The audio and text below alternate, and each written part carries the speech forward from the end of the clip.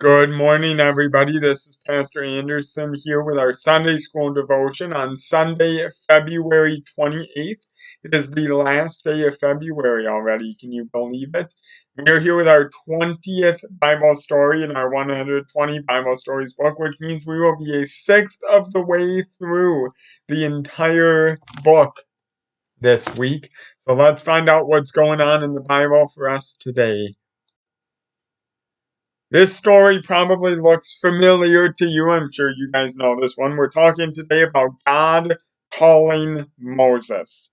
So remember that the people of Israel are slaves down in Egypt, and they cry out to their God for help. And God hears their groaning, and he remembers all of the promises that he made to Abraham, Isaac, and Jacob. And Moses, at this point, has fled from Egypt and is living in Midian with his father-in-law. He's a shepherd who tends sheep. And he leads his flock to Horeb, called the mountain of God. And the angel of the Lord appears to him in a flame of fire in the middle of a bush, but that bush is not consumed. That's why we call it the burning bush. And God calls from the bush and says, Moses, take off your sandals, for the place where you are standing is holy ground. And it's holy ground because he was in the presence of God, the God of his father, the God of Abraham, the God of Isaac, and the God of Jacob. And God tells Moses, I have seen my people's troubles down in Egypt, and I have come down to deliver them from the hand of the Egyptians and to bring them to their own land, a land that is going to flow with milk and honey. And so, Moses, I am sending you to Pharaoh to bring my people, the children of Israel, out of Egypt. And Moses says, well, okay, but if the people of Israel ask for your name, what should I say? And God says, say to the people of Israel, I am has sent me to you. And then they'll listen to your voice. But the king of Israel, or not the king of Israel, the king of Egypt will not listen to your voice. He's not going to let you go. And so I will stretch out my hand and strike Egypt with a whole bunch of plagues. And then Pharaoh will let you go. And as a sign to Moses, God commanded him to throw his staff down on the ground, and it became a snake.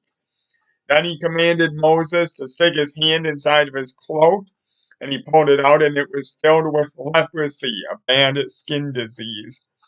And these were signs that Moses could do before the people to show them that he had really spoken with God. But Moses comes up with all of these excuses. I can't go. They won't believe me. I'm slow of speech. Please send somebody else. And finally, God gets angry with Moses and says, fine, your brother Aaron is coming out to meet you. He will speak for you to the people. Now get going. And so they go back to Egypt. Moses tells Aaron all the words of the Lord that they're supposed to say. And Aaron goes and speaks to the people and does these miraculous signs. And the people believe that God has truly heard them and is going to save them from Egypt. We'll find out in the next couple of weeks how God actually saves his people from Egypt. But today we want to focus especially in our discussion questions on God's call of Moses. So the first question I want you guys to think about is, how does God actually call Moses? There's a couple of things in this story that go along with the answer to that question. So how does he do it? And then secondly, Moses is very concerned in this story about not having the special gifts that God requires in order for him to be the leader of the people. And God's basic point to him is, I will give you the gifts that you need to lead the people. So ask yourself this question: what special gifts has God given to you, and how do you think he expects you to use them? And once you guys are done discussing those questions, you guys can move on with the rest of your Sunday school lesson. I wish you God's blessings on the rest of your week, and we will see you back here next week for story number 21 in our book. Have a great week, everybody. Bye-bye.